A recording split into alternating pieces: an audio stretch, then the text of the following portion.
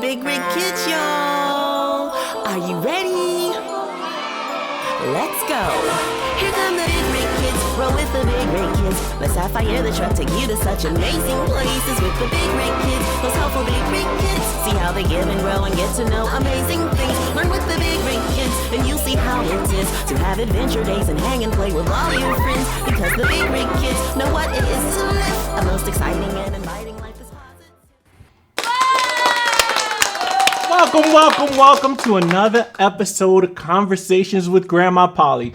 You guys could be anywhere else tonight, but thank you for joining us tonight. We truly appreciate it as we have a wonderful, exciting guest tonight that's doing just countless things. That's all I can say. But I'm not going to go into that because you're here to see the one and only, everybody's grandma. Everybody goes to her house. Everybody loves her. You all know and love her. Give it up for Grandma Polly, y'all. Come on. Hey guys. Hello. Happy Thursday. We're so glad to be here. Man, oh man, do we have a treat for you. I want to say, spring is here now.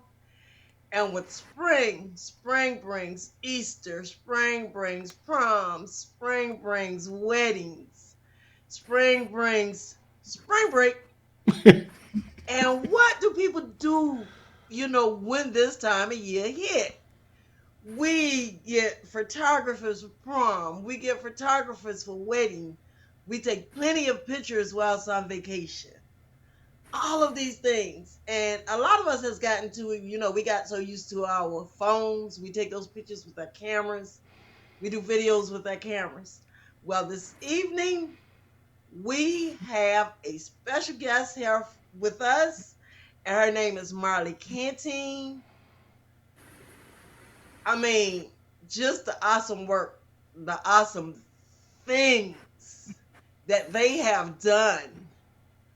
We cannot wait to bring Molly in to tell us about some of these things. And one thing I want to remind you before we go, we get over to talking to Molly, if you have a child who is interested in any type of arts, we think about arts as drawing, coloring, painting, but the art world is so much larger than this. We're going to welcome Marley Canteen. She's going to tell us a little bit about them, and we're going to give them the flow so that they can tell us what they're doing and what's going on and what's coming up. Let's welcome Molly Canteen. Give us some heart. Give us That's good. Yes. Molly, how you doing? Tell us. What's good? Tell y'all us can hear a little me, bit right? about you. Yeah, I can hear Y'all you can hear now. me?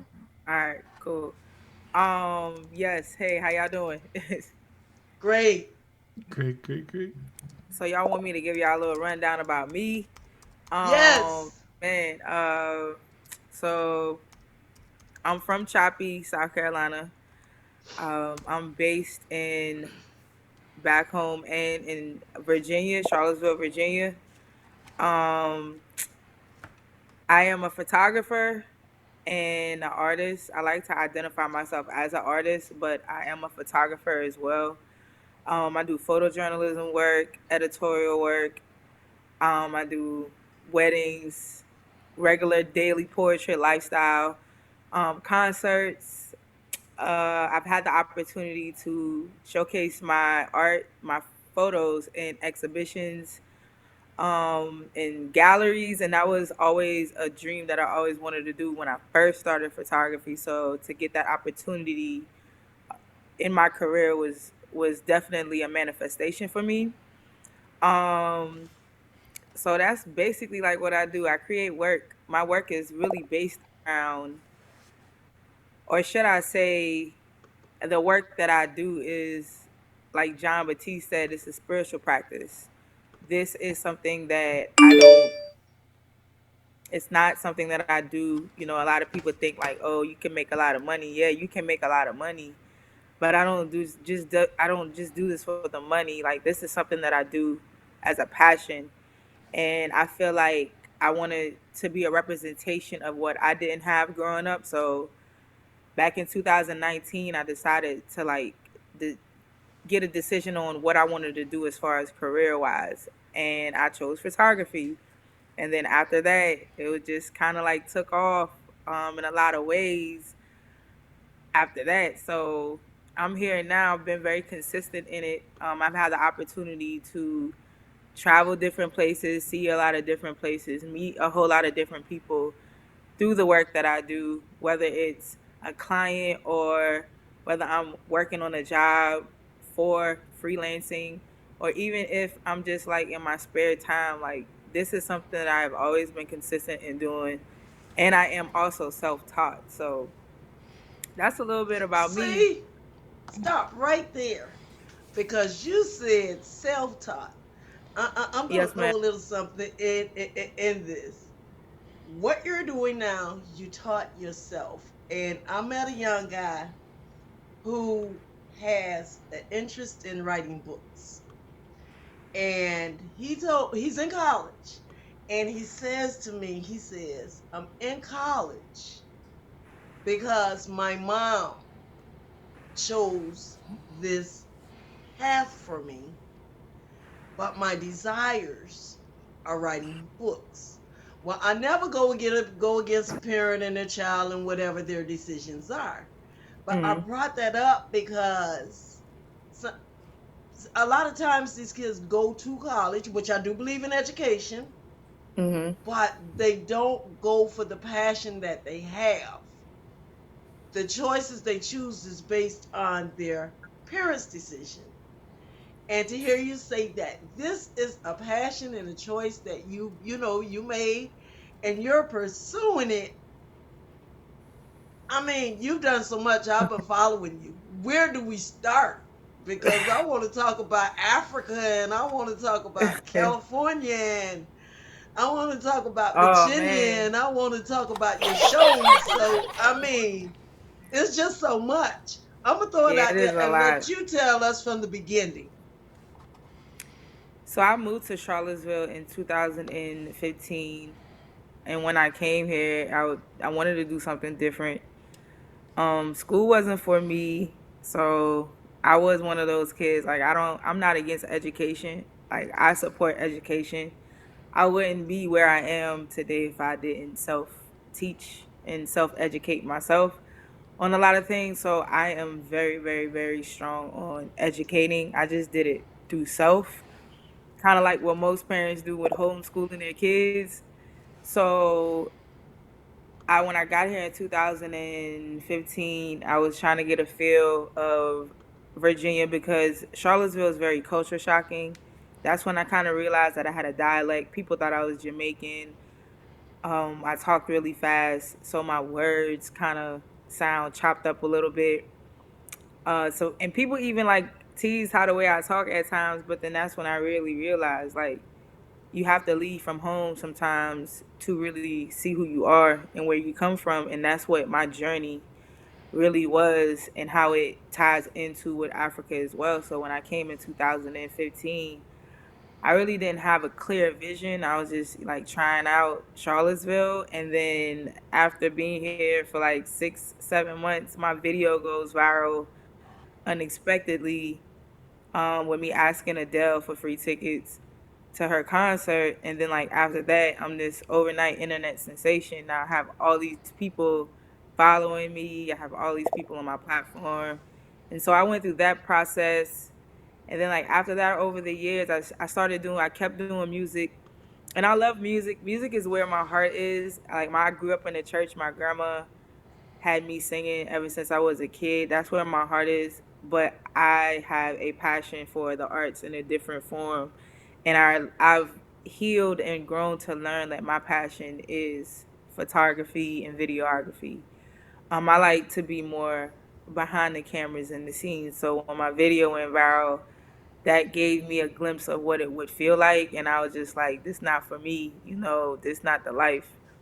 I mean, it's cool, but it can get aggravating at times. So I wanted to do something that I could still be creative and prospering. And I've always liked taking pictures ever since I was a kid. I remember when I got my first digital camera. I remember when I got my first record a video recorder. My dad got it. That's when you used to put the little cassette in it and like you can film. Like I remember having that. And those are things that I always attracted to when I was a kid, even The Lion King. I think The Lion King kind of drew me into the arts a lot because that's one of my favorite childhood movies.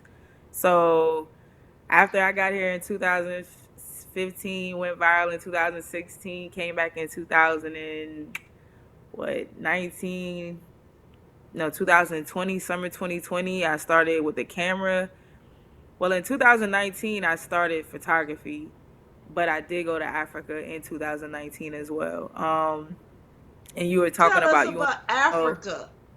you wanted to know about that. A lot of people don't really ask me about that experience, and I'm kind of low key glad because I finally got to a space that I had finally processed that trip, even though it was back in 2019. But I went to Ghana. I had the opportunity to travel to Ghana with the city of Charlottesville because they have a sister city in Ghana. The Charlottesville Winneba Foundation actually sponsored my project, the Geechie Marley Experience. And when we went to Ghana, it was definitely Africa is, oh my goodness. Um, I must say the flight wasn't nice. You know, that was the worst part of the trip. The flight. I don't like being on the plane that long. You know, I got a little claustrophobic at times because I was every time I woke up, we was still in the air. I was just like, I'm just ready to get to Africa. And like when you finally get there, it literally looks like the Lion King as the sun is rising and you can see it because you're in the air. And now they're telling you that you're like 35 minutes out of Accra and you're preparing to like land. And now you can really see a piece of Africa, which is Ghana. And to me, that experience, like everything changed. Like the energy changed, the atmosphere changed, how I felt changed. It felt like it really did feel like the Gullah ancestors was really returned because I went during the year of the return, so it really felt like the Gullah ancestors were like, you really need to be here. Like this is the time you need to be here, and that's what Africa, Ghana was to me. It was so much like South Carolina. I felt like I was in Charleston, Choppy. I really felt like I was in Choppy when we went to Winneba, but at times I felt like we was in Charleston, Savannah, anywhere in the Low Country, Beaufort you could relate, and everybody was black, you know, like it's a predominantly black country, so you don't get looked at for the color of your skin there. And that's something that I really loved about Africa. They looked at you as your brothers and sisters, and that's something that I recognize here in America. We don't really utilize those terms in the proper ways like how they do. Like Africa is really, Ghana was really, it takes a village. Like even the kids in the village were free spirited. In some of my photos you can see how free spirit the kids were Yes. in Africa. Yes. Like they were very free spirit, happy. Ghana gave me a perspective of what rich and poor really is, and it made me realize the attachment to Bob Marley and how he loved Africa so much, especially Ghana, because he looked at Africans as those people of home, of what, you know, who we are and where we come from. And a lot of people in Ghana really hold to that type of mindset that Bob Marley has, and I felt like that was kind of cool to have because they do have perspectives on what rich and poor is. Like a lot of people there was like Okay. they want to come and live. A lot of people would be like, we want to come to America, and I'd be like, no, you know. But then again, you know, I realized we're in two different realities, and their perception of things and our perception of things are totally different. So I learned that you really have to leave home to see different things, to understand. Yes. That's very important. Even if you don't leave the country, just leaving from the environment that you grew up in and going to another environment, and even different cultures. I think Correct. that's one of the reason why we're so divided as a country, is because sometimes we get so set into the culture that we grew up in, and we haven't been exposed to the other cultures. Correct. So we have no idea, and what they're doing may seem strange to us, but it's normal to them. And because we don't know the different cultures, I think this is where a lot of the conflicts come in. But I hear you, and I don't want to give all the information away because I want you to keep going. But when we look at Ghana and Africa and your Gullah Geechee movement, you know that you have going with your pictures and some of the other things that you're doing. How did Ghana influence some of the things that you're doing right now? Oh man, Ghana influenced a lot of what I'm doing right now. It wasn't just one of those experiences where you just it's like it was a vacation. It was more so like a spiritual experience for me. I can't speak for everybody else that was on the trip, but for me, it was a spiritual experience because I had the opportunity to visit a lot of sacred places. Um, a whole lot of sacred places in Ghana I got to visit, such as the well, it's called the Ancestral River, but it's the slave river where slaves got their last baths before they returned back to slave castles to be taken to the Americas through the transatlantic slave trade. So having that experience and being able to walk in those castles like Cape Coast and Elmina slave castles in Ghana, walking through those castles, it was a different vibe. It was different. You would think. I don't know if a lot of people ever watched the movie Sankofa. It's kind of old, but it's called Sankofa, and it's literally about Ghana and the slave castles, and it tells this story, and that's how I felt like when I was in the slave castles. I felt like if we were still living during that time, this is where I would be. If that was still going on, like these are the same footsteps my ancestors possibly walked through, or all of our ancestors walked through, because so many Africans came through a lot of those slave castles. So you get that experience, and I think what really, really, really, really made me inspire me to really do what I'm doing right now and showed me my calling and my purpose was when we were in the slave castle and the guide was telling us like to look down at the ground. And as you look down on the ground, it's cement and then it's like dark in the cement and it's dark in some areas. And when he looked at the ground, he told us, he said, what you're walking on right now is your ancestors' feces from years ago that has dried over years ago. So at that moment, that's when it hit me. I was like, nah, my feet are walking on the grounds of my ancestors' feces, because over the years, like in these slave castles, they were tortured. They weren't getting, fed. They would have to use the bathroom and eat basically, their own feces and drink it just to survive. And when you're being told this, and then you're being told, look at the ground, and it was just something about look at the ground, and knowing that you can see the cement from the feces of our ancestors. I didn't cry because it was liberating in a way. I had to make that moment as liberating as possible, and that's when I was like, you know what? I got to show people back home this story. I got to tell people back home, this story, because I don't think people back home understand, like, they came from here. A lot of them slaves came from here and came to the low country of straight to the low country of South Carolina. And I'm walking on, I'm walking on their feces. And that's what triggered me to really change my purpose and my arts and how I like my narratives of my work. I get it. Now let's talk about your arts. Because like I said, I followed you and just I haven't seen it all. I did see the video that you put up after you had the what was it, an expedition, or tell us about that. So I had an exhibition at Second Street back in February of this year. It was my first solo exhibition. And it was called Ghana to Gullah. I also produced a small documentary on that exhibition, with the exhibition as well, to show people not just the pictures but the story, which in the documentary it shows footages from Africa and how we traveled the modern day slave trade, basically, because I went to Ghana. So it's like leaving the slave castles and coming back home to the slave ports in the low country of South Carolina. And that's what made me create this story and this narrative. I wanted to make a modern day story with the Ghana to Gullah, and I did. I actually executed it because I wanted people to see different cultures in blackness. Everybody think like just because you're black, you all have the same culture, and we honestly really don't.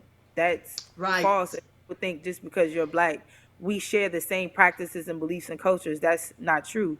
So, like you said earlier, because we aren't exposed to these things from where we're from, when you leave from home and you see this, you're now being more exposed to different people and learning their culture. So now we have to learn how to respect each other's culture so we can stay unified, especially within race. So that's why I created this project, to show culture first and race second. And so when I did this whole project, I made sure that I gave a very authentic story. I made sure it was literally on point from the heart.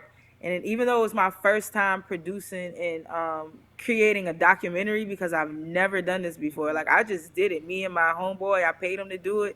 I was like, let's do it. Like we did it, got the funding to do it. And after we put it all together, I was like, yo, this is crazy, because I'm really about to drop a short film of my experience, but not just my experience. I included my community. And I think that that is important in my work, that people understand community is important. We are really like the strong force of our nation, and showing how we can still come together as a community. I, as an artist, wanted to use my platform doing that exhibition to give back to my own community back home, because one, you don't really see a lot of photojournalists or artists that works in the arts with photography back home.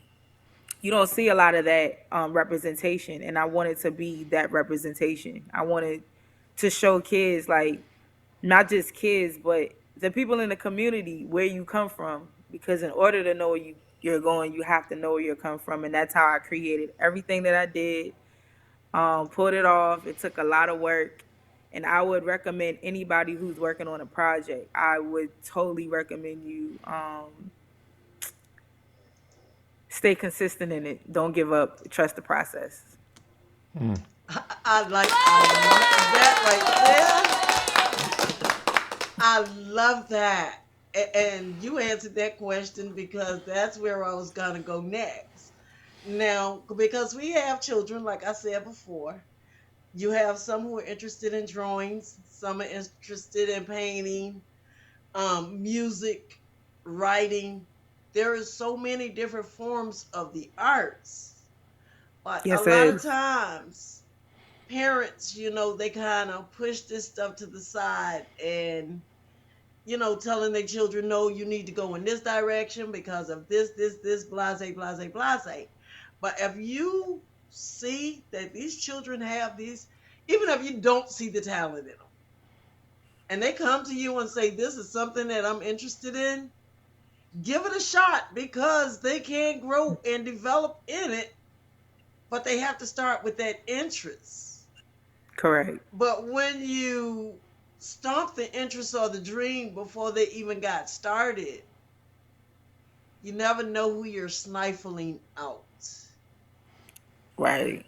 Can I say something? And yes, yes, yes. Come on in Yeah, here. you Because just this is your field. Come on you in. you just never know, like what a being came here to do. You never know. So it's kind of arrogant, as we as parents, to make that judgment call when we don't know what they came here to do, and try to make them be what we want them to be. So I just I wanted to piggyback agree. off of that. And a lot of times parents are trying to live their filled dreams Through their kids. Do the through their kids. kids. And that's not fair either. but I know of the exhibition. I saw it. It was beautiful, and just I've seen. I never thought of it. Pictures in magazines, picture collages here. Not really realizing until I became much older in my years that all of this stuff is art. And the stuff that Yeah. you have is so. I mean, it had me sitting there and just to see it because it's so beautiful. Thank you. Okay, so you did the exhibition after returning from Africa. Tell us some more of the stuff that you have accomplished in this field. Oh gosh, a lot. I It's a know. lot. Oh man. Man, I don't even know where to start. It's so much for real. Um, since I've been in photography, I've been featured in the New York Times, the Associated Press, for my work during the summer 2020 protests in Richmond, Virginia. During the George Floyd movement, when that whole thing was going on for the summer, I actually was on the grounds. That was actually a really dope experience as well, because that was real journalism work as a photojournalist, because you really, as a photographer, are really putting your life on the line to go take some pictures, you know? And I don't think a lot of people acknowledge that we are the storytellers. And that summer, you had to have been there to see it, to believe it. And the pictures, my own pictures, did no justice. You had to be there to see it, in person, to really believe it, because I just couldn't believe what I was seeing. It was very, very, very revolutionary in Richmond, and I got to see a different perspective without judgment, with an open mind, and being able to understand, like, the movement more. So that opportunity gave me a lot of, well, that summer, not opportunity, but that summer gave me a lot of opportunities without me even knowing. Like, I was just taking pictures because I wanted people to see what I was seeing on the grounds. It was just wild. And then my photos started going viral. Um, I think the most popular one that went viral was when the protesters in Richmond took down the Christopher Columbus statue. That is has been one of my greatest accomplishments with that photo. I was not supposed to be there. I had my nieces with me, and I told them that I was not taking them to any protest just because it was just so, dangerous. Mm-hmm. And I didn't want to bring them in that environment. And then I got a call that a statue came down. I'm like, man, I got to go get them pictures, and I took them with me, and we literally were the first ones on the scene after it happened, and I was the only photographer there, and I took a picture on my phone and I tweeted it, and once I tweeted it, it went completely viral, and that picture made it in the New York Times, the Washington Post, the Associated Press, and became one of my greatest accomplishments, because I never thought that I would ever be featured in the New York Times, like, or published in the New York. Like, I just never thought that I could do that, or would even envision myself having the ability to do that. So once that happened for me, and I realized, like, oh yeah, I'm glad I went to Africa, because my ancestors were consistently telling me, even on the grounds, like, this is why I called you. Like, this is your calling. Like, this is your anointing. Can't nobody do it like you. They might try to, like, do it like you, but they not gonna do it like you. And that's been something that I've always admired about myself in my healing. And at my age now, at 30, is how I allow my ancestors the ability to channel me at any time they want to, and not be afraid, and go out in these streets and take pictures of things that kids deserve to see, narratives that kids deserve to be told. I want Black kids to see themselves. So when these things happen for me, that was the greatest thing, because I really made history with that photo. I was a part of history with that photo. And I am also currently, right now, the cover of that my photo is the cover of the American Association of Italian Studies, their journal cover for 2 years. Um, as I bring a whole different narrative and perspective to the Italian studies, arts, literature. And so that has been my greatest experience and accomplishment, because sometimes you feel like your voice not being heard, you feel like people not watching you, you feel like people not hearing you, and then all of a sudden out the blue, boom, you take a picture, and all they ask you is, what's the story behind this picture? And you just tell them, and they like, oh, this is how you perceive this, this is how we want to put it in our arts and our literature, and Ooh. I'm making history right now, not just in America but in Italy. And that is one of the most profound accomplishments I have made as a, not just a photographer, but as an artist, because Marley, yeah, that's Marley, history. I have to ask you. That's history. I have to, because I'm still, yes, you're telling your story. And the reason I Yeah, this is my want you to story. tell the reason I want you to tell your story is because there are people out there who are sitting on their dreams, who are Yeah. sitting on their visions. And for this first 30 minutes to hear you talk about how you self-taught yourself, and the things that you have accomplished just from being in the right place at the wrong time. I mean, at the right time, but having that passion. Your passion is what got you there. Oh, they're pulling the statue down. I got to get there. I got to get this picture. That passion. You didn't go there hoping to take a picture to send to the New York Times or send to Nah. any of these other outlets.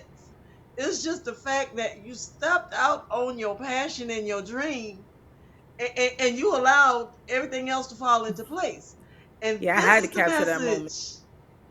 Yes, this is the message that I want to get through to people, period. You have that Yeah. vision, you have that dream. Don't let the naysayers stop you. You Don't. focus on it, you hone in. Ooh, I'm about to get stirred up. Let me hush because I want you to tell us some more. I'm excited. Well, we got a few questions. Okay. uh, Oh, okay. well, Oh, well, somebody wants to hear you sing. What? Yes. They want to hear you. They said, let her sing. After she's done, at let the her end. sing. Let her They sing. said let you Let her sing at the sing. end. And then And we then do get you the have that photo. photo? You have the actual photo. That um, I don't think I have it on my computer. I do have.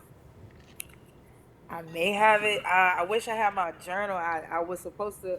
I'm at my friend's studio right now. I was supposed to have my journal. I do have a photo that I can send to you all of it. Of the actual photo of the Christopher Columbus. It's called Christopher Columbus Discovers Lake. It's actually on my portfolio as well. So Christopher Christopher Columbus Discovers Lake. Yeah, discovers. I gave birth to a photo. I really do feel like the only reason why that photo really went viral is because of my caption. And I didn't realize how funny it was until people started pointing it out. But I was very serious when I made that tweet, and I think that's what made people really retweet it.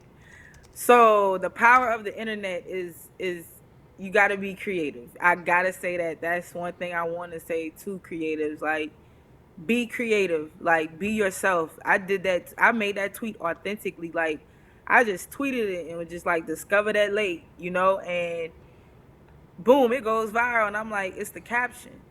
It's what I said that drew people to the picture, which made me realize like, okay, you very creative.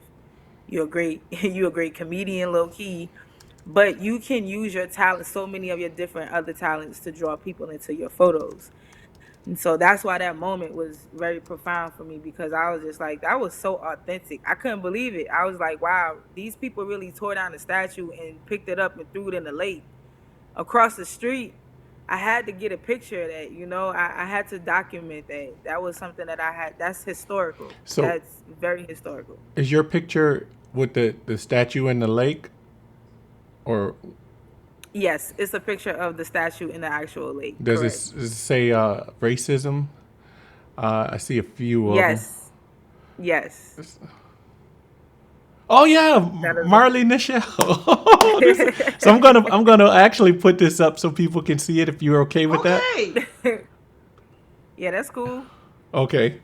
All right. Y'all keep talking. I got work to do behind the scenes. Okay, he's gonna put it But up. yeah, that's And but wait a minute. Like you said, you have done so much, and I'm so excited for you. But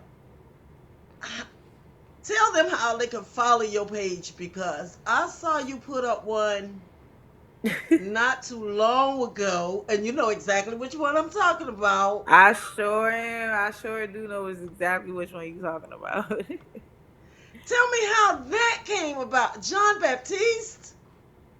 Yes, ma'am. Tell me. Oh man, that one was I forgot about that. I ain't gonna lie, I You forgot it's so about that one. much. Yeah, I forgot about that one. Man, that was a great experience as a photographer. So how I even got that opportunity for real was off the strength of asking um a question basically. So my friend told me that John Batiste was coming to a festival in Virginia, in Charlottesville, like outside of Charlottesville, Virginia, like maybe like 35 minutes outside of Charlottesville, and it's called Lock-In Festival. And so she said John Batiste was coming. So I normally don't go to Lock-In Festival because it is like a white festival. I'm not knocking it, but they don't really book a lot of artists that I be knowing. So but John Batiste, I knew who that was, so I wanted to get pictures. I was like, I gotta get pictures of this guy. Like, John Batiste is not finna be this close to me, and I don't get pictures of this guy. And I hit my friend up. That's a photographer, my colleague. I hit him up, and I was like, "Gee, do you know who's the photographer, or do you know who I need to get in contact with the event to get a press pass for John Batiste's concert for his set so I can shoot?" And he came back and he was like, I'm the photographer of the event. And I'll see what I can do. And I was just like, thank you. And he got me a guest pass as his guest photographer to go down in the pits with all the other photographers to get John Batiste. And so I actually had the opportunity to meet John Batiste before he performed, which was so dope because I felt bad low key, but then I just had to tell him how I just wanted him to know that I only came out here to this festival to see him. That's all I wanted him to know. I just came out there to take pictures of him. He's the only person that I wanted to see, and I got the opportunity to tell him that. And he told me, kill it. And I did. I got out there. That's all I needed to hear him tell me was to kill it. Okay, you giving me this type of motivation. Let's get it. And I went out in the booth with a bunch of professionals. And I'm a rookie, I'm a rookie concert photographer. I'm just getting in the game. And I'm down here. I'm thinking like to myself, I got to get great shots because I'm with professionals. I have to shoot like I'm supposed to be down here. And I did. Like I mastered it. He actually retweeted it. The photos afterwards, he retweeted it for me. And a couple of weeks ago, I want to say a week ago maybe, he just won 5 Grammy awards. So he is now my first ever Grammy award winner that I have ever captured. So I am so humble about that. Wow. And Yeah. that's what I'm talking about. You said something there that, I mean, I'm excited about all your projects. Don't get me wrong. But I also listen for keywords that we can pass on to other people. And the keyword that you used there was ask. Yeah. A closed mouth don't get Don't fed. get fed. You know, That's how I got where I'm at. I just love it. I love it. I love it. Like I said, I have been following you. Can you tell everyone who's out here, who's watching this now and who's going to watch it later, where can they follow you? They can actually follow me on Instagram at Marley Nichelle. That's where I post a lot of my work. But I do post my work on Facebook as well. I'm trying to get in the habit of, I'm about to hire somebody to post my photos and stuff for me, because as a creative it can get exhausting trying to create content to push out to get the exposure. A lot comes with this. So but on Instagram they can follow me at Marley Nichelle, and on Facebook they can follow me at Nay Nichelle, Nay Nichelle. um and that's where I post a lot of my work as well. Hmm. Now, I know Kenny's still working on getting that picture out Oh, we can here. bring it up. You want to bring it Okay, up? bring it up. Oh, y'all got it. Yes. All right. Yeah, we got it. I'm gonna I was trying to do something, but I'm just gonna just do something. Yeah, just bring it up. All right. Uh I'm just Anyway. going I'm to nervous. There it goes. Wow. Yeah, that's it. Wow. Yeah, I found it online. I saw your name and everything. Credit Marley Nichelle. Yes, everywhere published. Wow, That's that's awesome. New York What's up? Times. Yes. And actually, it's coming out the frame, but it says racism, you will not be missed. Yeah, it was Right. somebody put that poster down. I was like, I got to get this photo. So yeah, that moment changed my whole photography career. Just like my video going viral changed my whole career. The same Right. thing.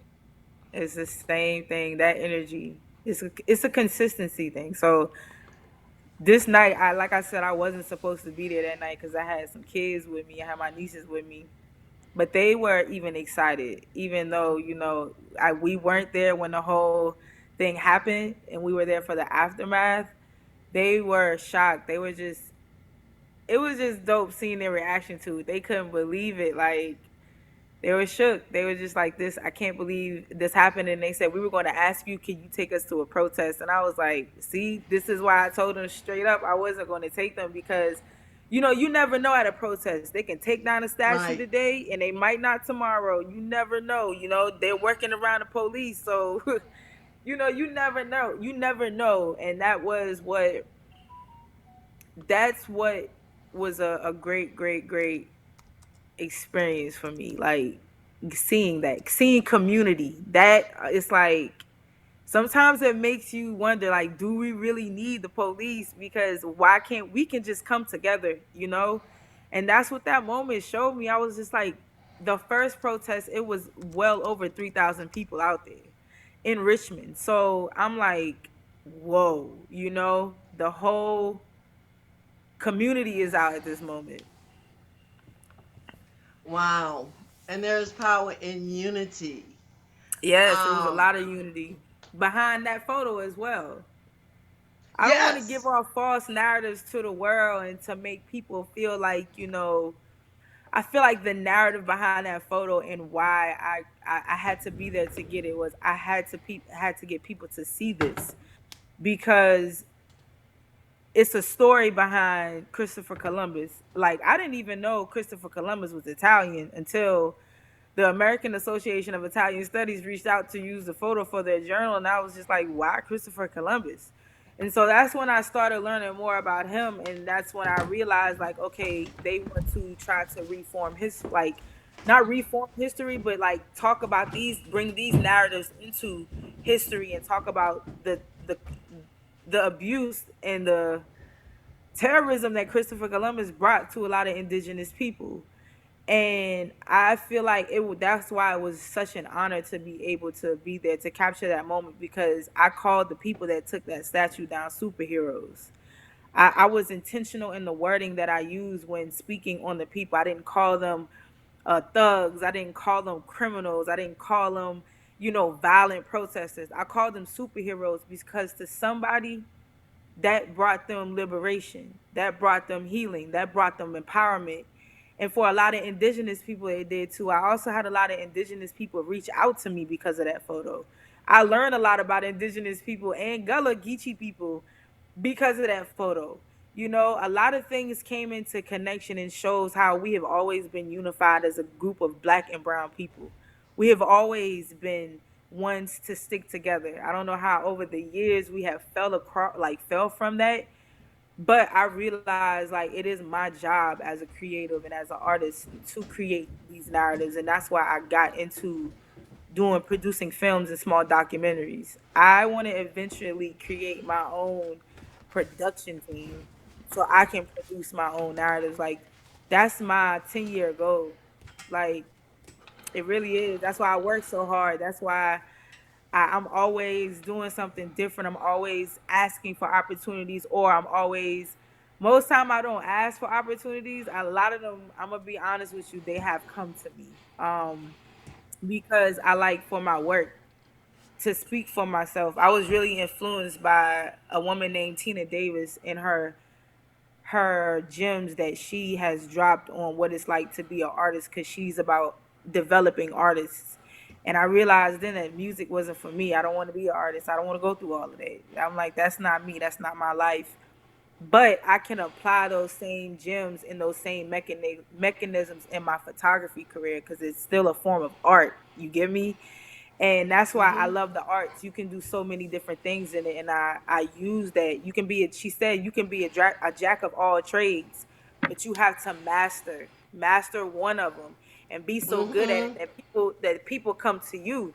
And when she said that, it was like a confirmation for me, like I'm already doing it. Like why do I always have to ask when people always come to me? So I'm blessed to have the opportunity of always having things be presented to me because my work speaks for itself.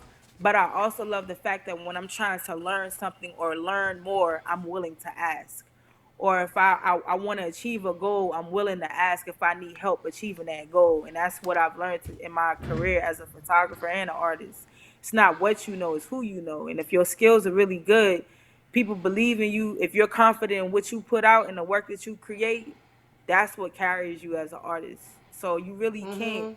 you can't really listen to people who don't really understand your journey a lot of times and who don't understand the arts. I don't think a lot of people value us as creatives, honestly. Yeah. Can I have to Go ahead, piggyback on Kenny. this. You said it's not what you know, it's who you know. But even one further, who knows you? And by you getting True. your art and everything out there, Yeah, because that is I'm, true too. you know, because I mean, hey, you AP, you're in the press. Times I'm like, I do work for the press. I do in Charlottesville. I do a lot of editorial press works. They hire me to freelance to go take pictures for different stories, to cover different stories. So I do editorial work. Like that's how I got into it. That's what really kind of really got me into media. Was that like the Associated Press? And I think the greatest. It's so crazy we having this conversation right now because today I tweeted her. The reason why that photo went viral, honestly, is because a black journalist from the Associated Press reached out to me and wanted to write that story and use my photos. So it also shows the solidarity in blackness when it comes to the media and black journalists to get black photojournalists to get the photos to create their stories. And so to be a contributor to the Associated Press and her having me giving me the opportunity showed me like, okay, I got to get more into like journalism. And that's when I started learning journalism. And I'm like, okay, so you got to create positive narratives. You got to create enlightening narratives. You got to create these narratives that's going to like teach people. So you right, it's not just what you know, but who you know. But you that's true too. Like if you know me, if I can help you, I can help you, you know? Like that's what I do. I'm trying to get me to a place where I can help other like, artists. I want to create a art program, like a artistry program in different communities to where like kids have access. Like if school is a headache and they want to go somewhere where they can go record a track afterwards, I got a studio, I got an art studio, I got a creative studio where you can rap, draw, do whatever you need to do. I want to create those types of programs for kids because a lot of times these kids need to know like their art, is valuable. yeah, It is. I love that, and you just hit on something that is one of my dreams, one of my mission, and one of my goals to be able to introduce the kids into the arts. But Kenny went ahead of me, and I think I lost my train of thought. I'm sorry. But you're fine. I, Um, I know you are, but what am I? don't mess with me. I'm trying to get it back. I like that. That was a good Molly, one. Molly, I mean, you're doing awesome things. And I know you spoke to me about a project that either you have started or you're going to be working on. And this goes back to our hometown. Yes, ma'am. And when I listen to you, just from where you're started into where you're heading, all of these things come full circle and it's a complete connection in per se coming all the way back from Africa back into our hometown, our Gullah Geechee communities, the different cultures, just to see those pictures. Each one of those pictures have a story of its own. Yeah, they do. And people Do. need to understand that stories are not just books. Music tells stories. Pictures tell stories. Um, Sculptures Tell has story. story tells stories. So it's like in any and everything that we do, there are stories around us. We just have to pay attention and recognize it and look into the stories. Like this picture you spoke about Christopher Columbus being in the water. That photo has so many stories. But you Correct. took the picture not even knowing he was Italian. So now this brought some real history out that was excluded from our his story books. You know? Yeah. So if you have a child out there that's interested in stuff like this, do not stop them Don't. Don't. because there's stories all around. Don't. It is Molly. They're asking. If you'll sing. Oh Yes, my will gosh, who is you? asking me to sing? Why I don't Th- know why I do it. I, Come on, I just wasn't give them a expecting. I verse thought I was of. coming on here You to know be a what? I'm photographer. gonna put you I on the didn't know I was spotlight. prepared to sing. I thought I was just supposed to be a photographer today.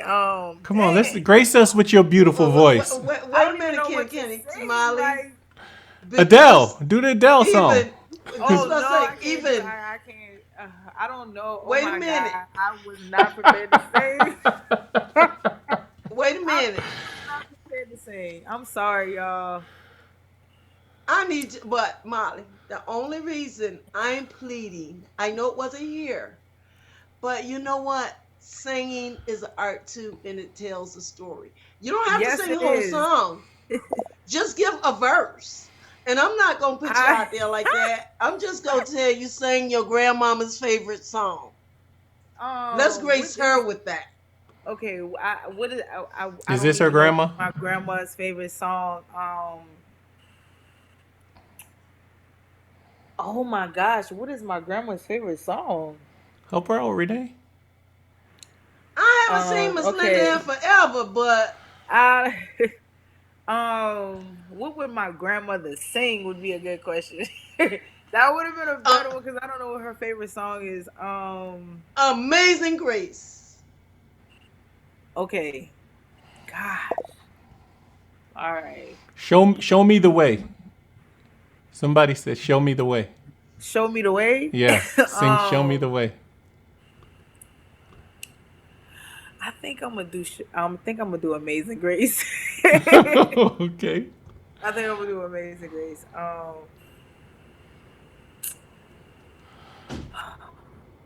Amazing Grace, How sweet the sound that saves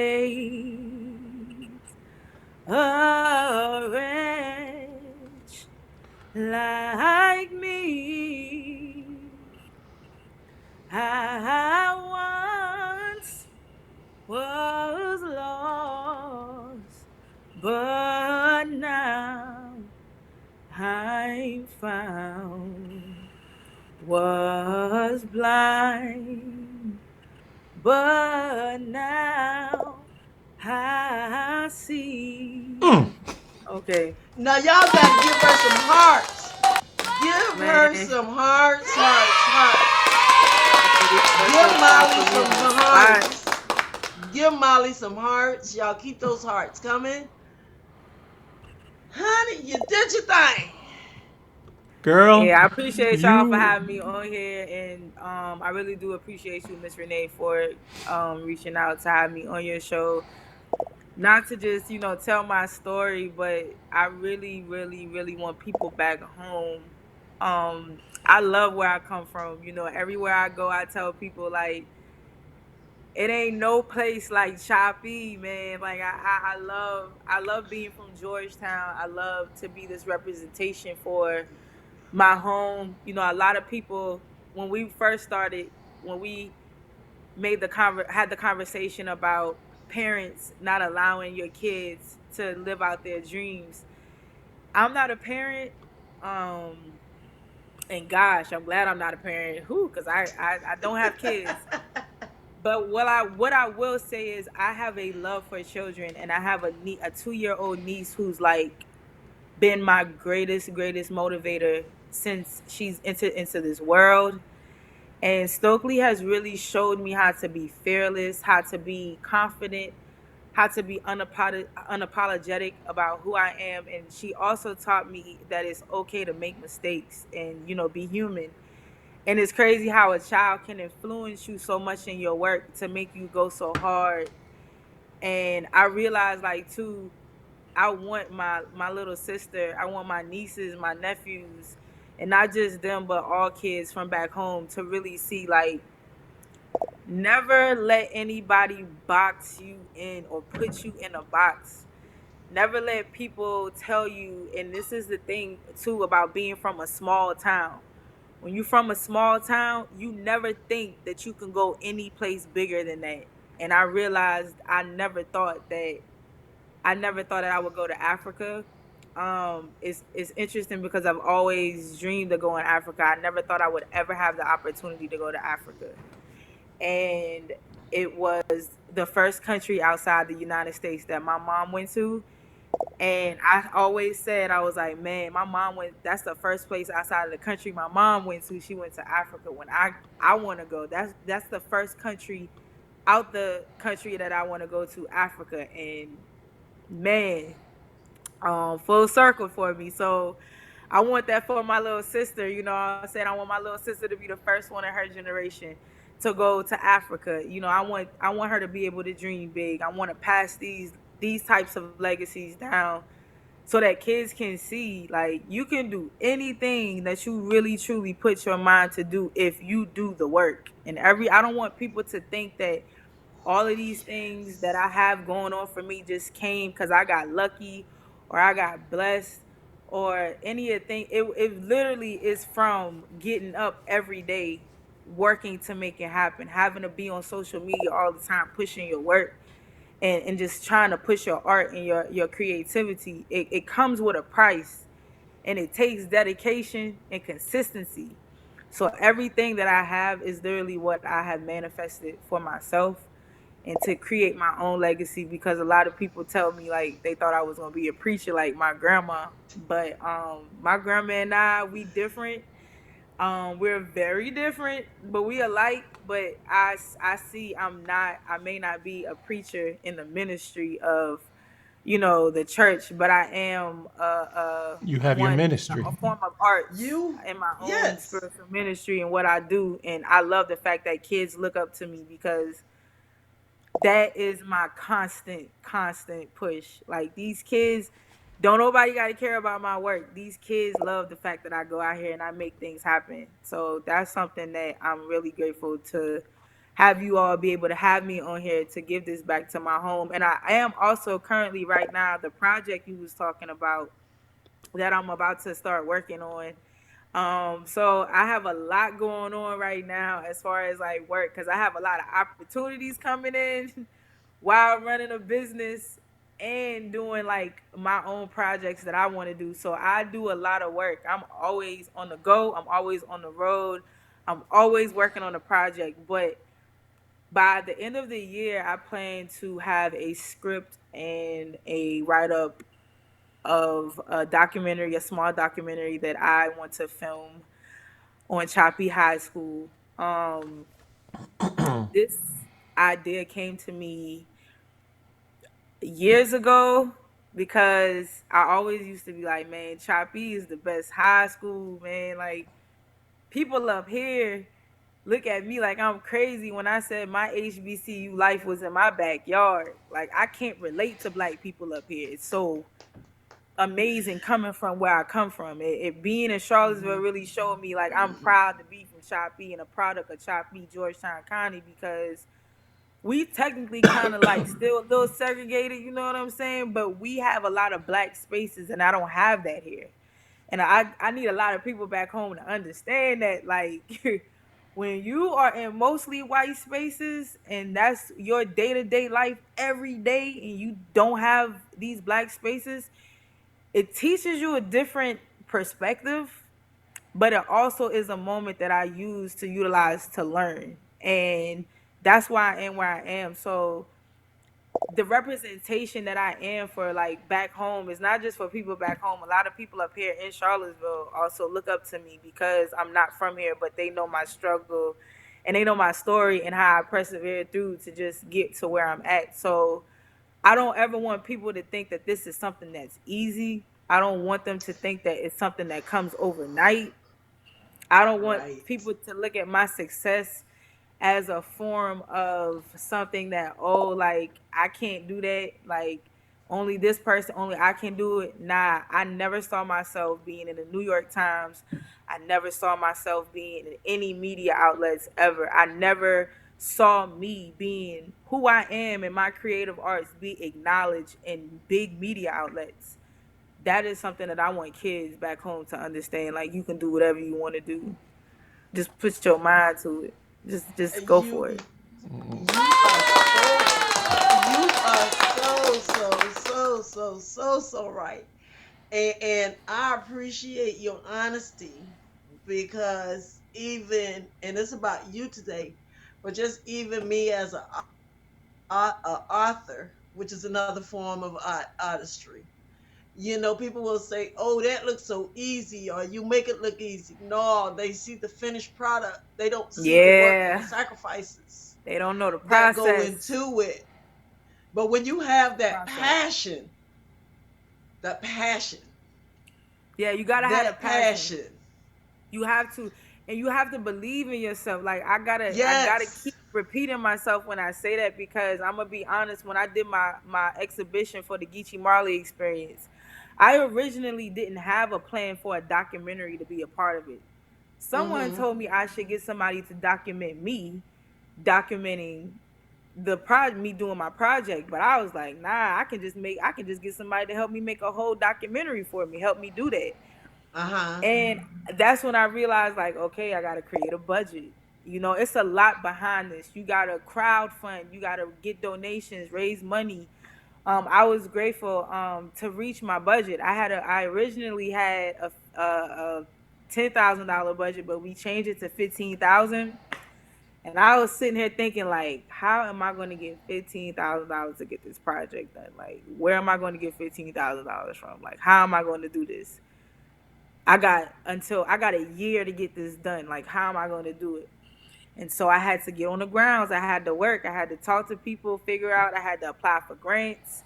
You know, a lot of things come behind these. You know, a lot of things come behind it as an artist, especially when you don't have the funding. And that's a lot of time. That's why I try to express mm-hmm, to people support photographers, videographers, authors, music artists, painters, whatever they do, support them, because this is how we survive. So Yes.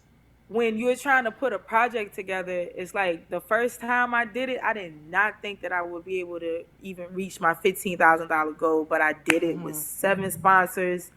I also had the opportunity to have the Andy Warhol Foundation sponsor my exhibition. That was amazing. That was an honor to have him, his organization sponsor my exhibition. But I think what was also amazing is I had Dave Matthews Band from out of Charlottesville, Virginia. They also sponsored.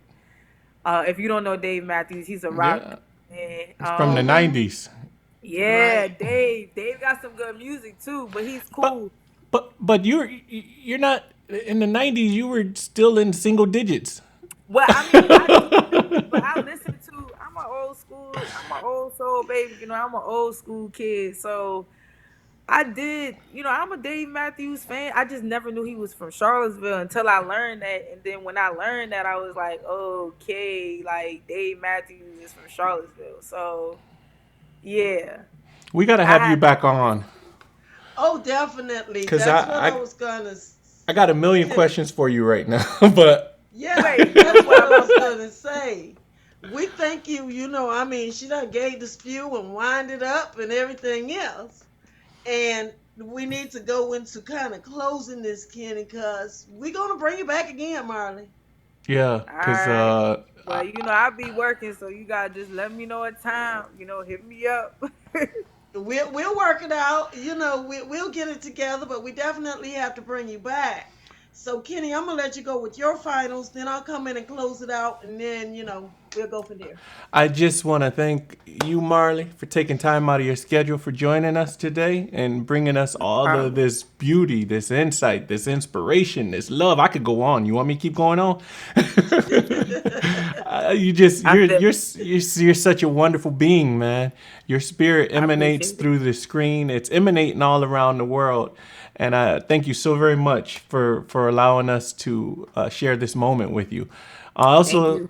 like to thank everybody who chimed in tonight. So many people chimed in with their thoughts, and we got you to sing tonight. So that was beautiful, girl. You got a I voice. can't believe somebody asked me to sing. Wow. Yeah, you gotta look through the comments when you watch this Yeah, again. You I got a am. I'm lot a of fan. I lot of appreciate everybody for tuning in too, for real. yeah, they had a lot of special comments for you tonight too. So thank you guys for Appreciate it. joining us tonight. We truly appreciate you for taking time out of your schedule as well, and allowing us to come into your homes. And at that, Renee, I'm gonna give it back to you. Well, thank you, Marley. Oh my God. I thought and most of the time I am motivated, but you just put some more fire up underneath me. You know, the You fire just got got a to. little hotter. And I appreciate you so much for being here. I appreciate the works that you do. And when I say that, the photos and stuff that I have seen that you have taken, they are awesome. Thank you. Each one of them tells a story. It's beautiful. I want to thank TNT Realtor for sponsoring us. I want to thank K&J Multimedia for sponsoring us.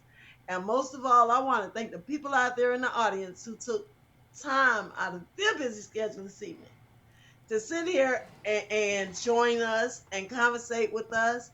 And like I've always said, we're always looking for children to come on so that we can highlight them. But when we can't find the kids, this is what we do next. And, because we didn't have any little people here to come on and talk, Molly brought it. Now, the information is out there. What you going to do with it? Step out on it. It's not just for the kids. Maybe you've been sitting on your dreams. Maybe Fact. you've been sitting on your vision.